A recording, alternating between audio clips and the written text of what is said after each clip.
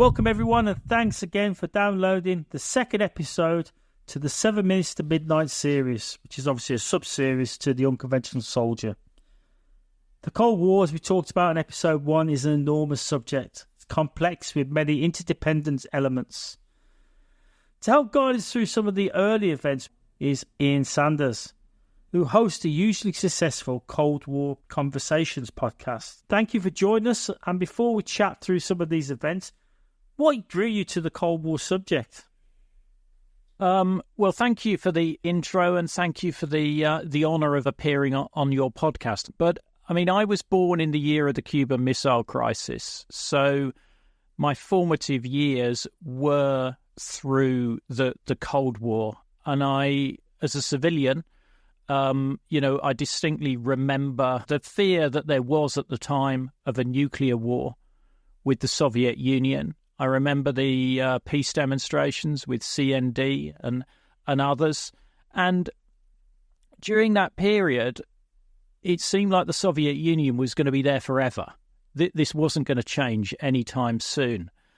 And then, things did start to change. And I certainly remember when the Berlin Wall opened, I thought to myself, I'm really living through history that will be remembered in hundreds of years' time. And, sort of through that and through interviewing my father, who served in World War II in the northwestern Europe campaign of 44 to 45, I thought, people aren't capturing people's accounts of this period. There's a lot of focus on World War II, justifiably, but less focus on the Cold War. And that was really the genesis of Cold War Conversations, was to capture as many oral histories of the Cold War as I could across military, civilian, diplomatic, a whole range of different voices, and to be able to share those with people and preserve those for the future. And I'm delighted that I've got universities and schools using the content that I produce in their teaching of the Cold War. And obviously with recent events in Ukraine, there's a lot of echoes there from that Cold War period. It's interesting you say that about the status quo as it was. So when we were all kids and growing up, that status quo was the norm. And like you say, no one could ever foresee it ever changing. There was also a degree of certainty around the world. Yeah. Whereas today, what with asymmetric warfare and all the other things that are going on, really the only major enemy was the Soviet Union. There were, terrorist actions going on, particularly with the IRA, and there were terrorist actions in the Middle East. And obviously, there were some IRA attacks on British forces in Germany as well. But I just feel that in that period, and it could be me looking back on it through slightly rose-tinted spectacles, that the world just seemed much more clearer as to where the dangers were or where the threats were. Well, there was a world order. There isn't a world order now. It's a fully disrupted world, isn't it? Well, we had a focus, didn't we, I suppose? Defence had a focus, the government had a focus, NATO had a focus. The superpowers were obviously the opposite ends of the spectrum. And then we had all the emerging threats. I mean, obviously, one of the things I want to talk about in a later episode is the Chinese communist threat, which was different to the USSR. I mean, when you talk about China, I mean, I learn something new in every interview, and I've interviewed a couple of Australian military personnel, and I asked them about China because I thought that would be the natural worry for them, is communist China, and it wasn't. It was still the Soviet Union. China was considered not sufficiently a threat to Australia. And their training was specifically towards a sort of a Soviet threat, obviously mainly seaborne, and a threat to their seaborne trade routes from the Soviet Union. But they did have quite a significant army. They didn't buy Chieftain, can't think why, and ended up with Leopard. Yeah, they wanted something that the engine wouldn't break down every 5 minutes. I think we talked about in episode 1. We're going to briefly look at some of these early historical events on the Cold War, which I believe helped shape the stance of the superpowers. And these three are going to be the Berlin Airlift, which, as I've read, is an absolutely enormous logistical task, which I didn't realise how big it was. And I always question myself, could we still do it today? I don't know. We're looking at the Berlin Wall. As the Berlin Wall went up and Berlin and East and West Germany were finally divided with a physical barrier. And then a little bit about the Cuban Missile Crisis, where America's always been quite lucky in that the world wars were always in Europe and not on the doorstep of America. But I think with the Soviet Union trying to move weapon systems closer, perhaps the Americans started to feel like how we felt in Europe. The war could be on our doorstep. But we'll talk about that a little bit more. So, at the end of the Second World War then, the United States, the British and Soviet military forces divided and occupied Germany. And Berlin was also divided into occupation zones inside Soviet-controlled Eastern Germany. So the United States, the United Kingdom and France controlled western portions of the city, while Soviet troops controlled the eastern sector. And as the wartime alliance between the Western Allies and the Soviet Union ended and friendly relations quickly turned sour, this raised the threat to whether the Western occupation zones in Berlin would remain under Western Allied control or whether the city would be absorbed into Soviet-controlled Eastern Germany. And this really led to the first crisis of the Cold War. The crisis known as the Berlin Airlift started on June 24th, 1948, when the Soviet forces blockaded rail, road and water access to the Allied-controlled areas of Berlin. The United States and United Kingdom responded by airlifting food and fuel to Berlin from Allied air bases in Western Germany. The crisis ended on May the 12th, 1949, when the Soviet forces lifted the blockade and access to Western Berlin. So, Ian, how did such an event arise between Second World War, Soviet Union, the United Kingdom, France, US, were all on the same side with the same goal? How did we so quickly break down? Well, you know, we all had this agreement to have these separate occupation zones. And I think it's worth mentioning that Austria was also, at this point, divided up into occupation zones. So British, French, UK and Soviet occupation zones. And Vienna was divided up into occupation zones as well, although it was slightly different to Berlin in so much it had a neutral zone in the middle of it, which Berlin didn't. But Stalin, who was the Soviet leader at the time, wanted Germany and Austria to be neutral countries, so to sort of be this void between East and West. Now, Austria did become neutral. It signed an agreement with the Soviets in 1955 and became a separate state. Soviet troops were withdrawn there. But in Germany, the Allies weren't going to allow that to happen. And more there were competing occupation policies and tensions between the West and the Soviet Union.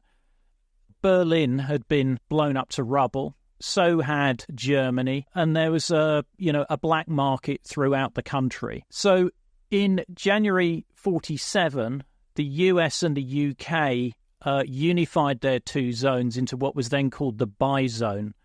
Now, this caused tensions to escalate. There was a breakdown at a conference in Moscow of foreign ministers, and in June, George Marshall, who was the US Secretary of State, announced the European Recovery Program, which a lot of people will be familiar as the Marshall Plan to support economic recovery in Western Europe. What's less known is it was also offered to Eastern European countries, but obviously they were under pressure from the Soviets not to accept any Western aid. But furthermore, in 1948, the US, UK and France then secretly began to plan the creation of a new German state made up of the Western Allied occupation zone, so what we would know as West Germany. And in addition to that, the Allies were bringing in a new currency called the Deutschmark. And when the Soviets discovered this was going on, in Berlin, they withdrew from the Allied Control Council.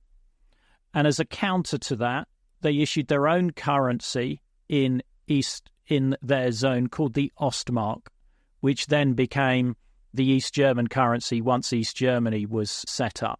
Why were the Allies so keen to rebuild West Germany when the Soviet Union obviously wanted it to be a neutral country, but obviously they probably didn't want them to be a powerhouse as they are now. Why did the West want West Germany to be a success again?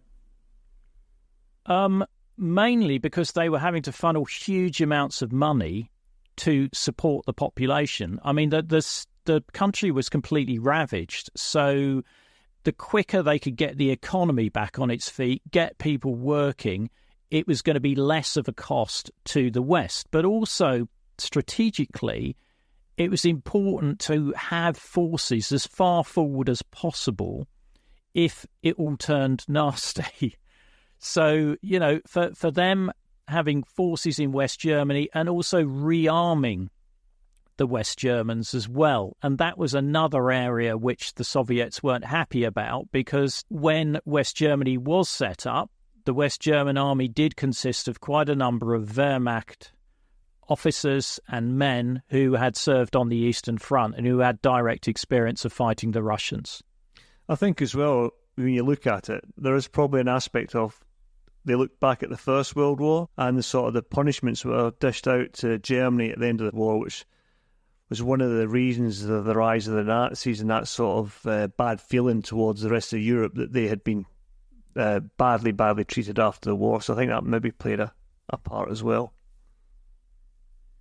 Yeah, I think you're right. I think you're right. It was to try and get the country into a state where it could function effectively and remain democratic as well. So the basic tenets of the West German constitution were put together by the British, Americans and the French, and still remain there to this day, large areas of that. I think you can see a difference in the Soviet and Western Allies' approach, whereas Kev mentioned that the Soviets were stripping out German factories, means of production being taken all the way back to Germany. And we had Volkswagen, as we mentioned in the first podcast of this series we did, Kev, was set up by a British major, I think it was. I don't know if you've covered that in any of your episodes, Ian. It was set up by a British Royal Engineers major and some plans and some old plant that he found. No, I haven't covered it in any detail. It's an argument as to when the Cold War starts. Is it Berlin Airlift or is it in 1945? My view, it's probably at the end of World War II. It's a fascinating story, that, with Volkswagen. Yeah. The Soviets blocked all the major road, rail, canal links into West Berlin. They were basically starving out the Western Berliners. What options were available for the Allies? Well, the Allies did look at all of the options. One was obviously to try and send troops into Berlin through the land corridor, which had been set up under agreement that there were road and rail links, but obviously the Soviets had cut that. But what was also part of the agreement was 3 air corridors into Berlin, which were allowed to be used by the Allies to supply Berlin. So for the Soviets to block those, it was very difficult. So the Allies decided they needed to supply the city through the air.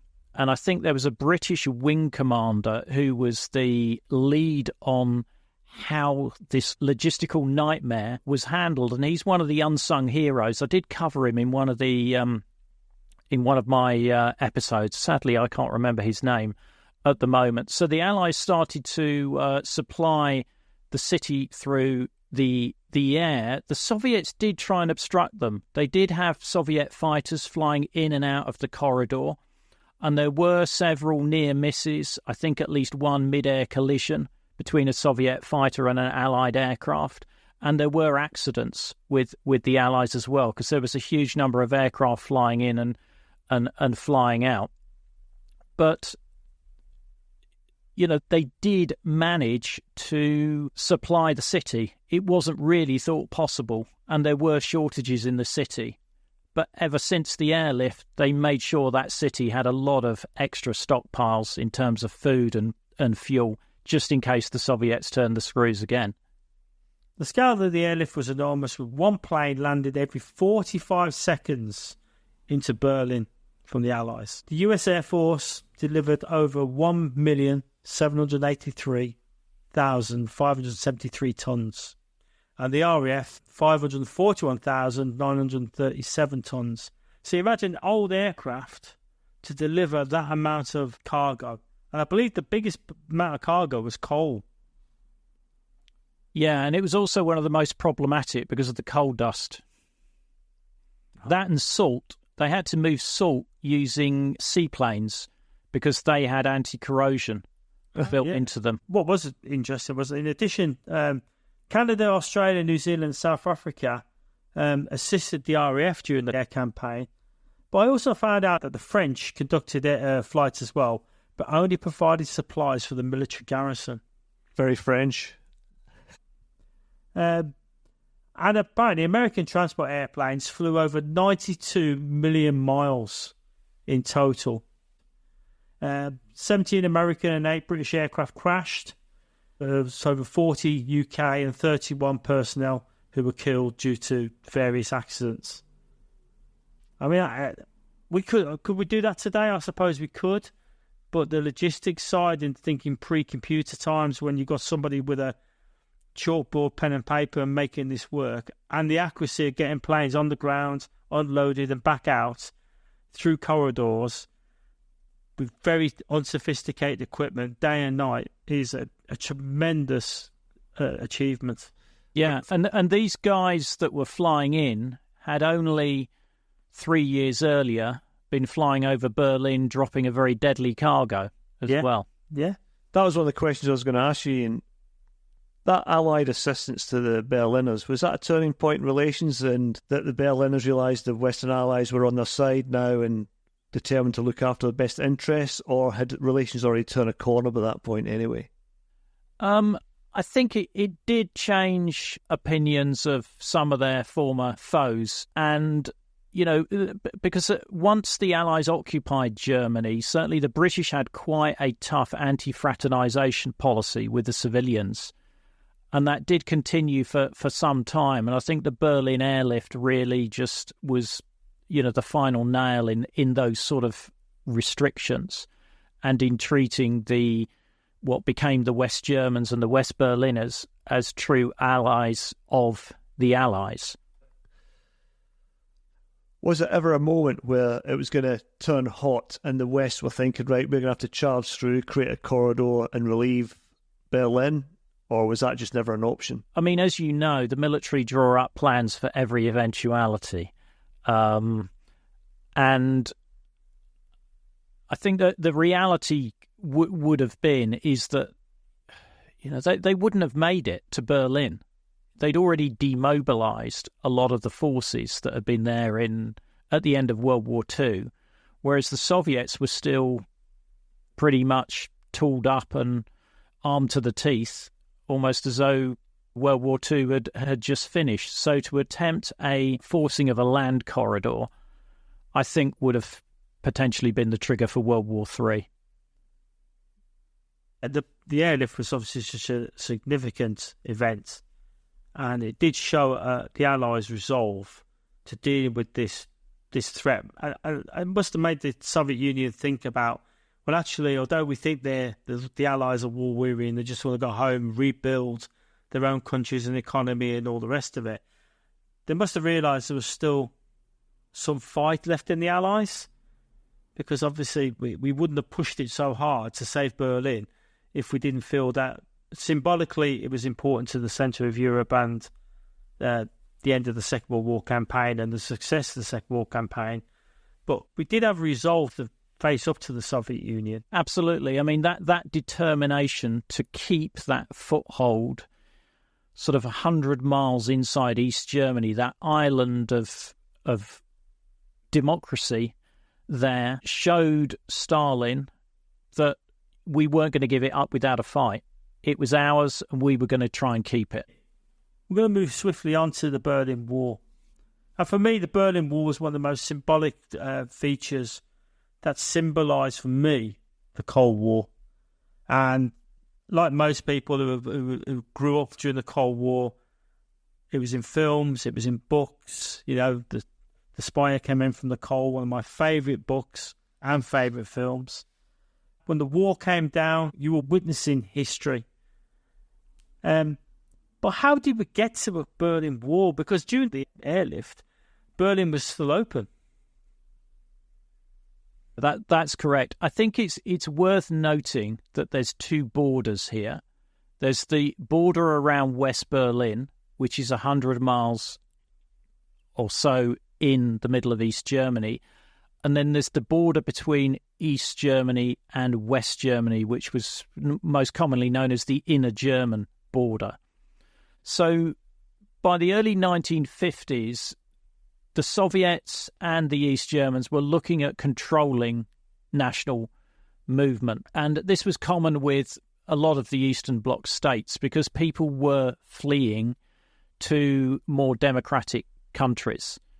And up until about 1952, the border between East Germany and West Germany was relatively porous. You could cross quite easily for visits to West Berlin residents. Stalin's foreign minister proposed that the East Germans should introduce a system of passes for visits of West Berlin residents to the territory of East Berlin, so as to stop the free movement of Western agents into the East. They also advised the East Germans to build up their border defences so that the demarcation line between East and West Germany, the access to that was restricted. So consequently, the inner German border was closed and a barbed wire fence erected, and in later stages there were mines, anti-personnel mines there as well. But the border between the western and eastern sectors of Berlin remained open. So people could easily travel between East and West. And in fact, a lot of East Berliners actually worked in the West and travelled back each evening to live in the East.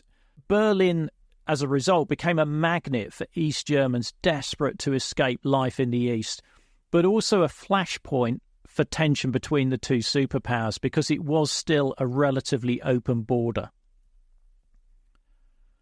So Berlin is now the main route for East Germans if they want to leave for the West. By 1961, about 3.5 million East Germans had left. So that's approximately 20% of the entire East German population, and they were young, well-educated. So there was a big brain drain going on here, and a significant 50% increase in the number of East German intelligentsia amongst the refugees to the West. So the East Germans got the green light from the Soviet Union to erect what later became known as the Berlin Wall. So the East Germans chose a Sunday morning to do this. So 13th of August 1961, police and units of the East German army and the workers' militia began to close the border. And they were very specific to not have any Soviet troops involved in this, although Soviet troops were on standby in other areas of East Berlin should it start to turn ugly. Did the Allies have no indication this was going to happen? They didn't really. The East Germans had kept this really under wraps. The guy who actually ran the operation was somebody who became rather more familiar later, Erich Honecker. He was the planner and the logistics guy, and the code name for it was Operation Rose. Presumably there was some analogy there with the thorns on the barbed wire, I don't know. So on this Sunday morning, they closed the border. Now, it's not as straightforward as you might think, is just in terms of erecting bits of barbed wire and starting to build a wall, because there were public transport systems that bisected East and West Berlin. So once the last underground train had gone through, the tunnels were blocked, and also the trams and the S-Bahn, which was the overhead railway in Berlin. But it was a big border. This was 27 miles that divided East and West Berlin. And that 13th of August became commonly referred to as Barbed Wire Sunday. The other thing that's important to note is the barrier was built a few yards inside East Berlin on East German territory to make sure that it didn't encroach on West Berlin at any point. So the wall was generally slightly inside East Berlin. And in fact, a lot of tourists to the city in later years didn't realise that when they were actually up against the wall in West Berlin, they were on East German territory. So that this wall was going up with a quite obvious intent of stopping people moving across to the west. Did the population just sit back and take this passively? Were there any demonstrations? There weren't really any demonstrations in the east because of all the police and workers' militia in the area.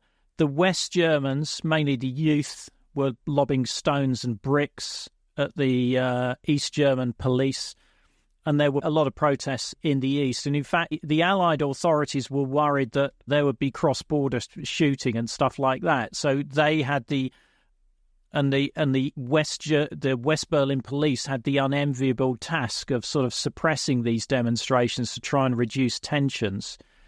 In some ways, from the Allies' point of view, the building of the wall did sort a problem for them in terms of the possibility of accidental incursions and incidents was reduced by having a solid, definable barrier that stopped the movement between East and West. So whilst the Allies protested to the Soviets about this contravention of the agreement on Berlin with regard to free access across all zones, it was in some ways of benefit to the Allies because it created more certainty and reduced instability in the city. Did the Allies still have business to conduct in the East?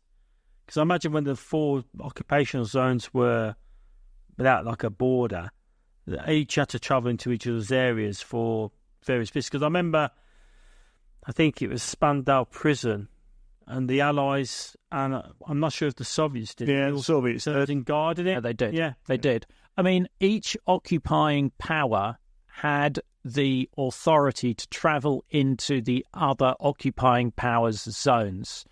So, for example, the Allies used to make a point of having what they called flag tours of East Berlin. So they would go into East Berlin in an Allied vehicle and drive around the city, effectively showing the flag. These sort of morphed into semi-intelligence operations because, surprisingly, large number of East German and Soviet military installations appeared to be on the route of these flag tours, and various bits of intelligence were picked up there. Now, the Soviets had a war memorial inside the British zone. It's that war memorial that's just by Brandenburg Gate. So they had a right of access to that as well, and they would transfer their guards through every day on a bus. And at Spandau prison, where prisoner number 7, Rudolf Hess, was the only prisoner once Dönitz and a couple of other Nazis were released in, I think, the 1950s and the 1960s. The Soviets shared the guard with the British and the Americans. My dad was a guard there. Was he? For the Brits. Yeah, he's stationed in Berlin.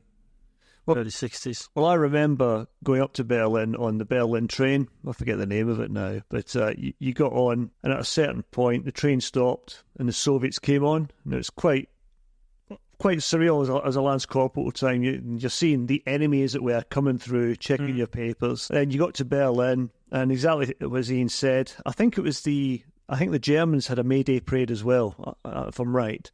But anyway, we went across in a number 2 dress uniform, and we're walking around the streets, looking at all this East German kit that was all trundling past. And you could go into the shops. The shops are quite unreal because you look at some of the shops and the windows would appear full.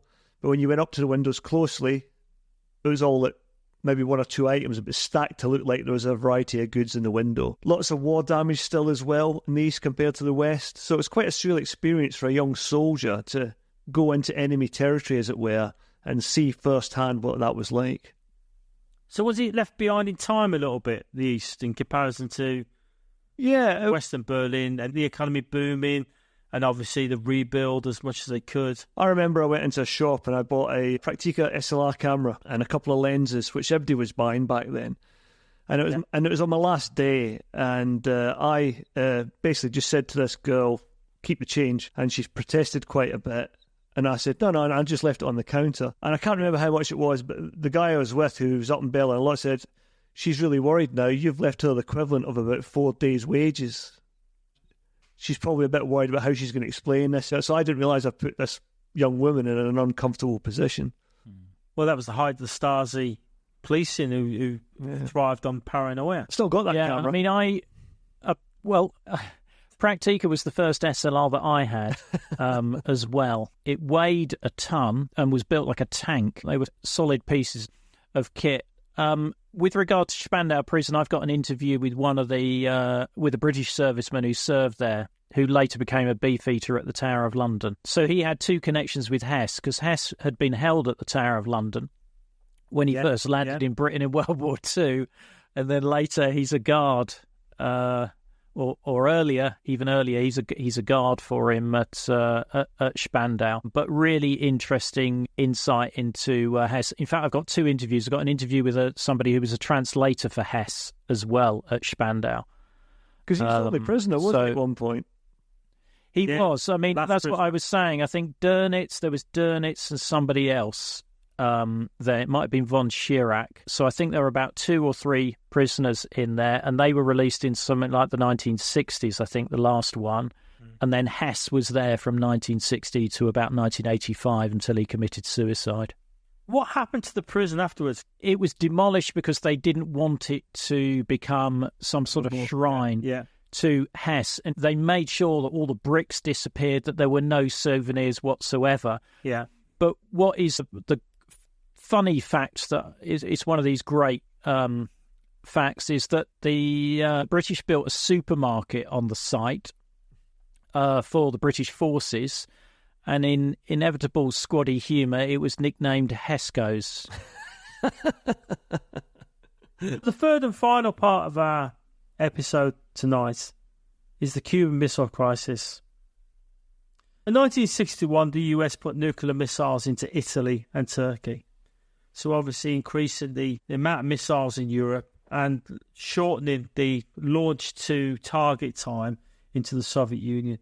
It also trained a paramilitary force of Cuban exiles who, led by the CIA, attempted to invade and overthrow the communist governments of Cuba.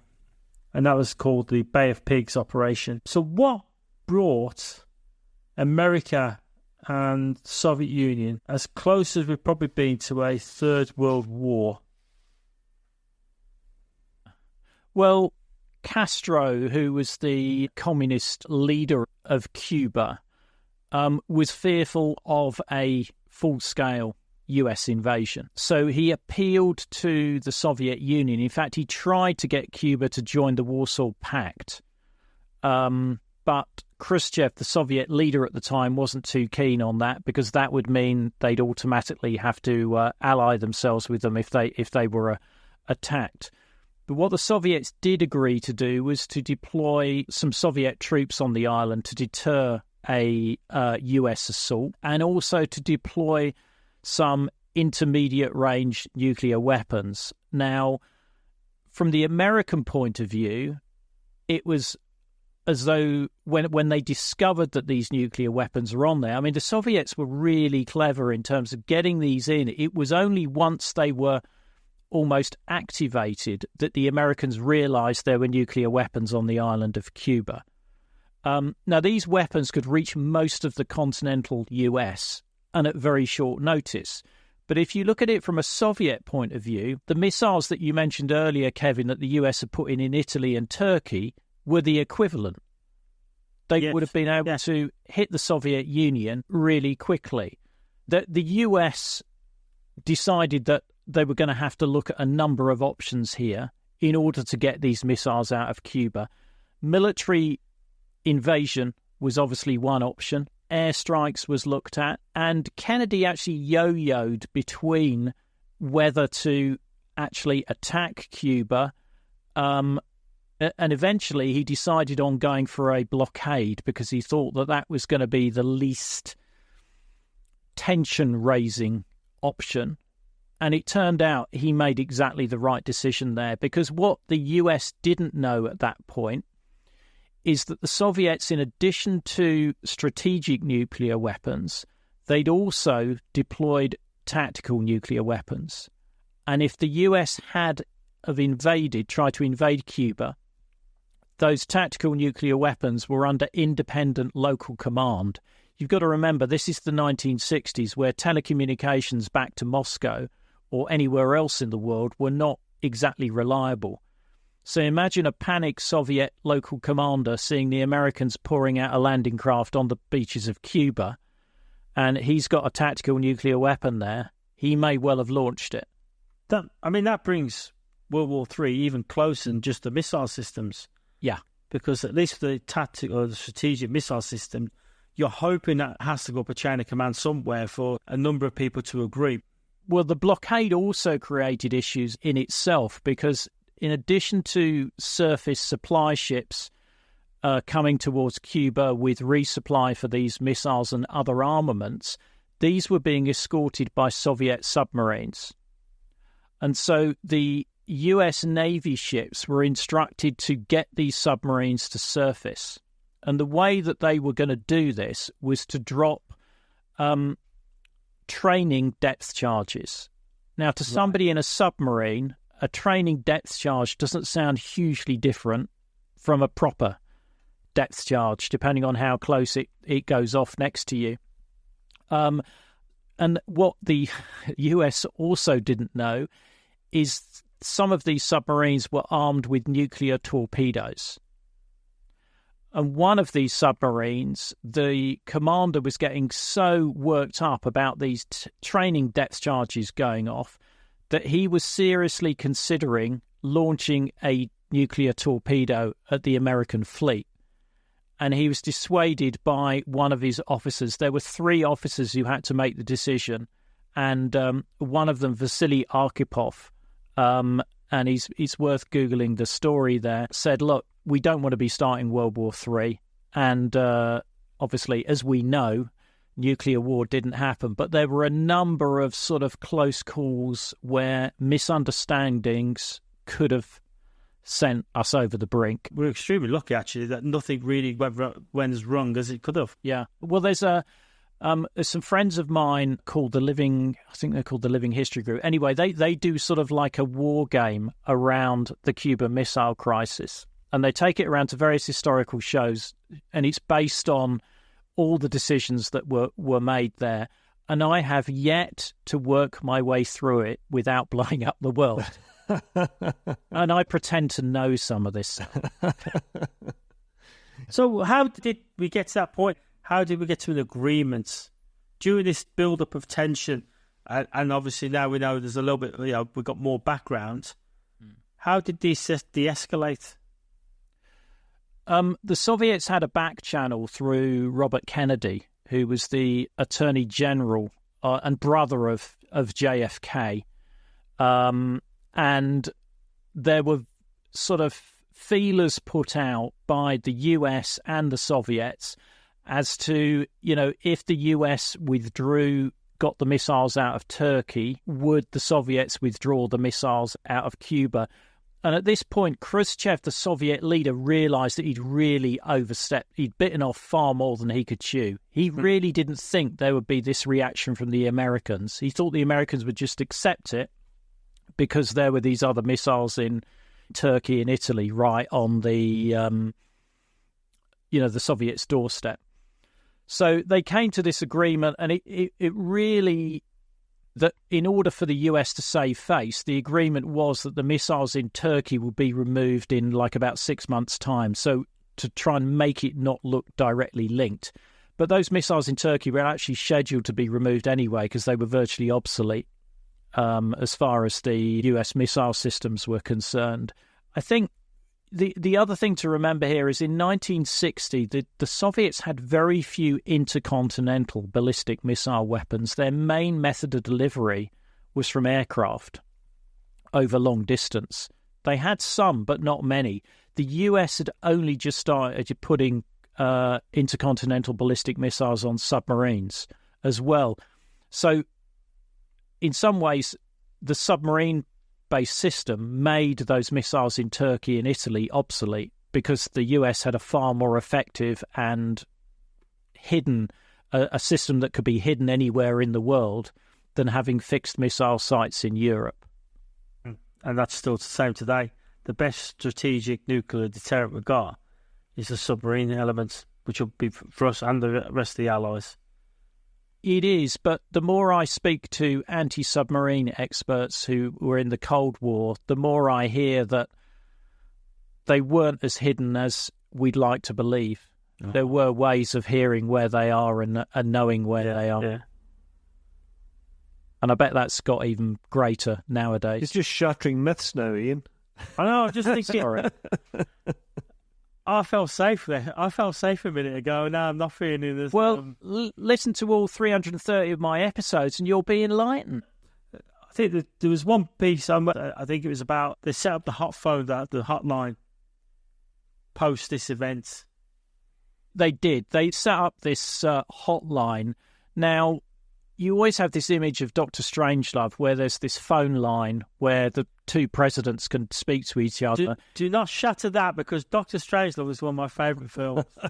I believe that one was truthful. But anyway. Okay. Well, I'm sorry. I'm sorry, but in fact it was like a teleprinter service between the two.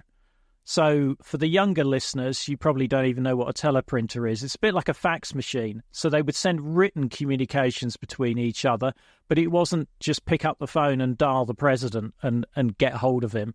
It was a communication. It was a written communication system to try and reduce tension and reduce the chance of misunderstandings.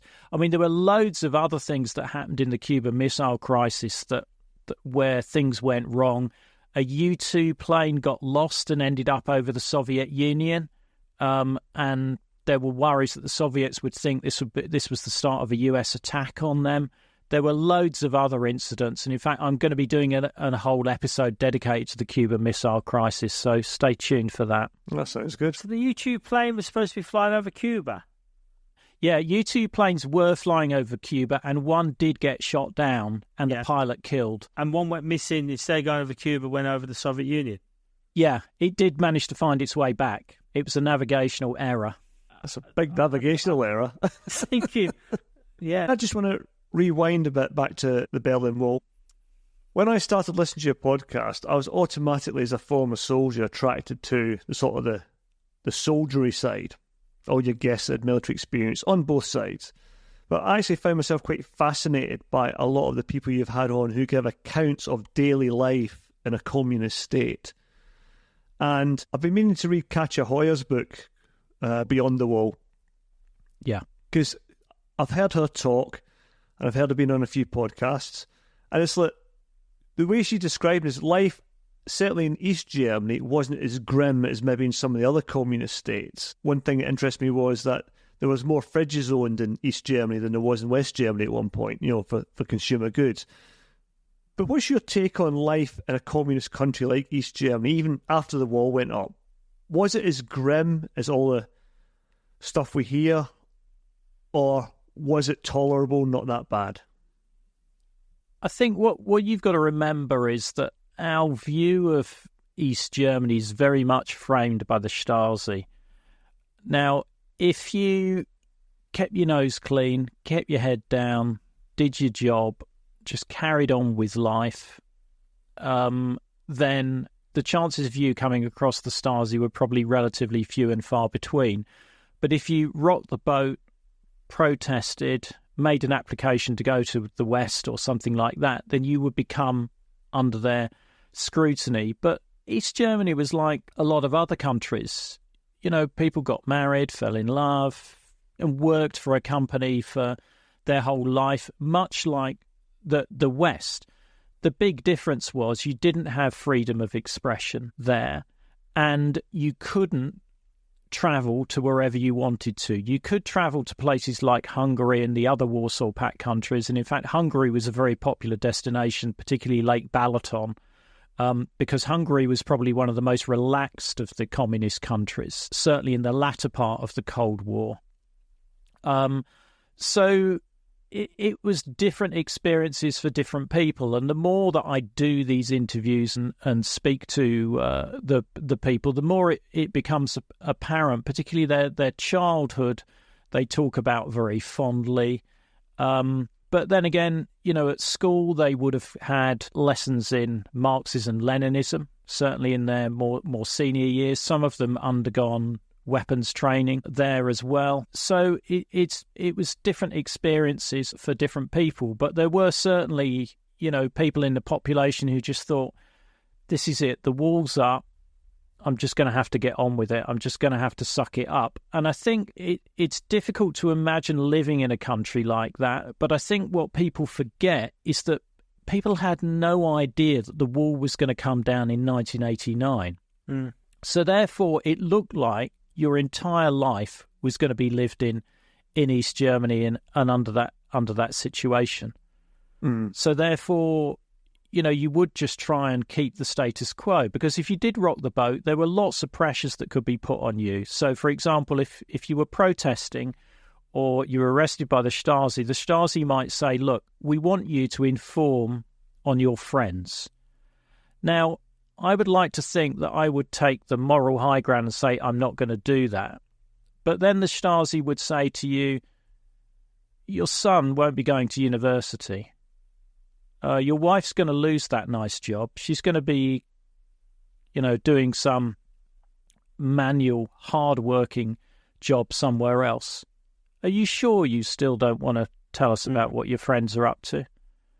And again, not knowing that the wall's going to fall in 89, what do you do there? Yeah. But I suppose if you were born in the 30s and you grew up in a Nazi regime, survived the Second World War, then moved into the communist regime, you probably, because you know nothing different,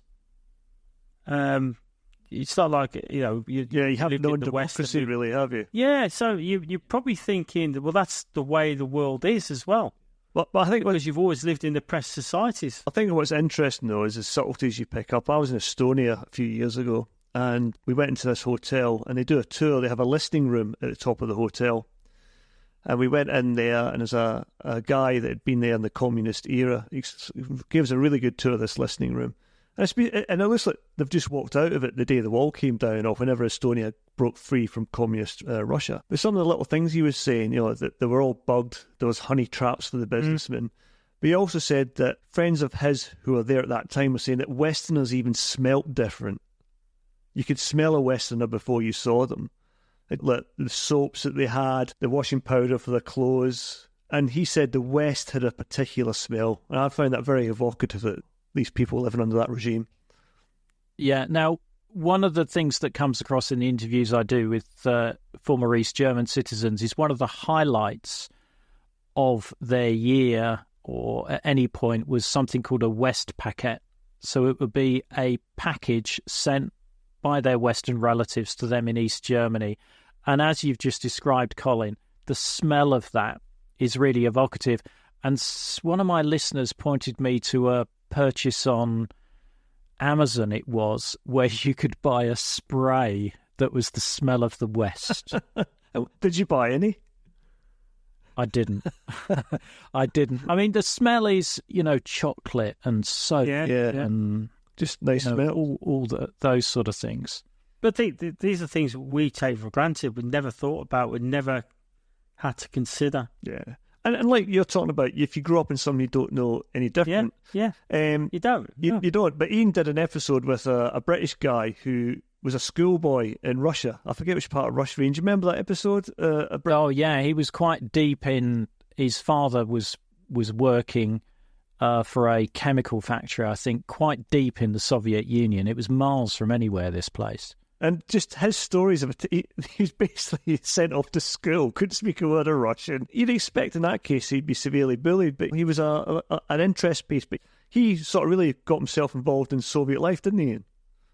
Yeah. And I think they were quite intrigued by him. I asked him whether he was popular with the girls, but he was apparently a bit too young for that sort of shenanigans.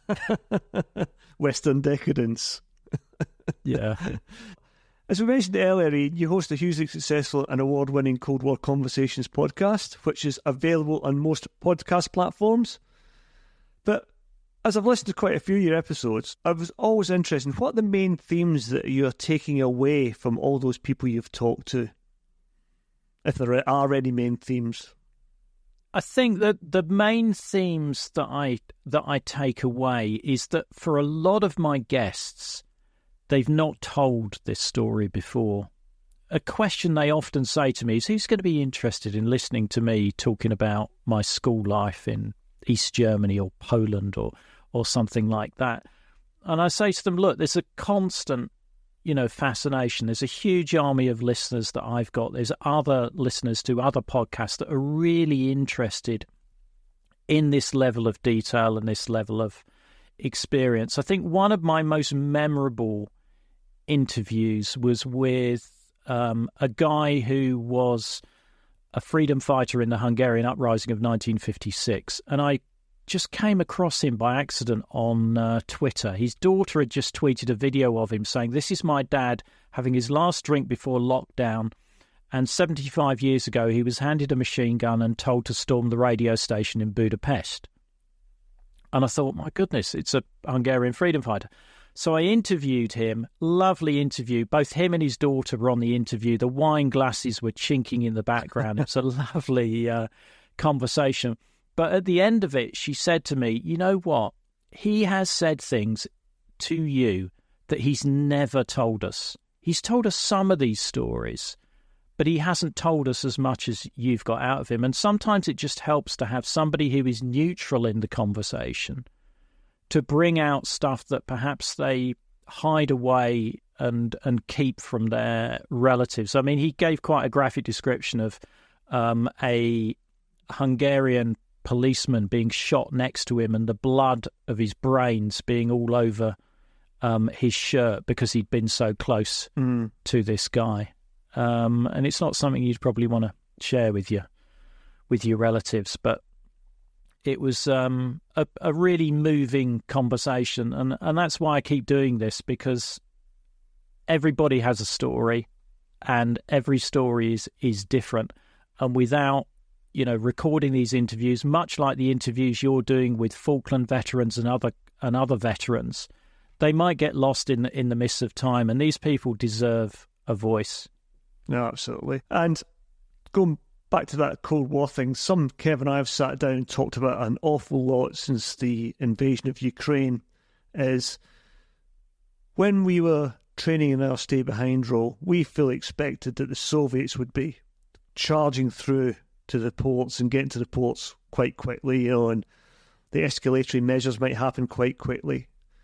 But looking at the state of the Russian army now in Ukraine, and I know it's not the Soviet army, I was just interested in your thoughts. Did we overrate the Soviet army during the Cold War? Well, it's obviously an impossible one to answer. I mean, with some of the BRICS guys that I've interviewed who were the British military liaison mission, who were allowed to operate in East Germany under a post-war agreement with the Soviets to monitor what was going on there, they saw a mixed bag of readiness, and they've said to me that they always thought that the East Germans were the more efficient and more professional of the armies rather than the Soviet army. And I recently did an interview with an East German tank commander, which was really illuminating. He was a commander of a T-72, and he said, in the right hands, the T-72 could be deadly. But what's happened in Ukraine is a completely different situation. Some of these crews are perhaps not trained, are exposing themselves in situations that you wouldn't expect them to. So it's really difficult to make the same comparison, but obviously some of it is the same equipment, upgraded, or the same types of vehicles. And with the interviews I'm doing with Allied servicemen who served certainly in the later 80s, there was a belief as the 80s moved on that with the improved technologies and weapons that NATO had, that they could have taken out even that numerical superiority that the Soviets had. We would have been able to take out a significant proportion of their AFVs. Yeah, I think the biggest weapon they had in their arsenal was quantity, and we're even seeing that in Ukraine now, that they can replace kit quite quickly. But funnily enough, you mentioned there about these Germans being seen as more potent. I mean, that's something Kev and I were taught in our various lessons on Order of the Battle, that a lot of the Western group of forces. the East Germans, the Czechs and the Hungarians were seen as more disciplined, organised, the better armed forces. It was the satellite states, weren't it? Yeah. They seemed to be the better armies, not necessarily better equipped, but I think as well from the German side, I think it was just like you mentioned earlier, the Western Germany, the forces were built up from soldiers that fought in the Second World War obviously on the German side, but the East German army would have been exactly the same. It would have been soldiers that had gone through the Second World War fighting, obviously, the Allies as well as the Soviets. So it would have been a real strong core foundation to build on, to professionalise an army very, very quickly, and then you re-equip them and make them East German army. But they would have had some very experienced commanders, especially in the early days. Yeah, I think that the thing that this East German tank commander mentioned, which I found interesting, is because their army was conscript, as was the Soviet, you had people who didn't want to be there. Yeah. And that created a friction and an inefficiency within units. And the Soviets was even more complicated by the mass of different nationalities that you had there. It was not always a given that everybody could speak Russian. You know, you've got the Uzbeks and all the different nationalities within the Soviet Union. You think of it as a sort of homogenous country, but it wasn't by any means. Yeah. So, you've over 300 episodes in. You've mentioned that you've captured some extraordinary stories. Some of your stuff has been studied at universities and other places of education. So this fantastic archive, how are you going to preserve it for future generations? I've been looking at a number of options. The audio archive, I'm looking at archive.org to preserve it on there. I've also been talking to the Imperial War Museum about preserving the archive too, and I've also got ideas in the pipeline to produce some books that include the written version of these interviews as well, so that there's almost a double insurance on preservation there.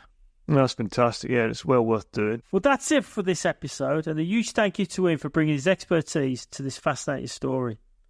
So I look forward to the next episode when we'll take you through the history of the stay-behind concept.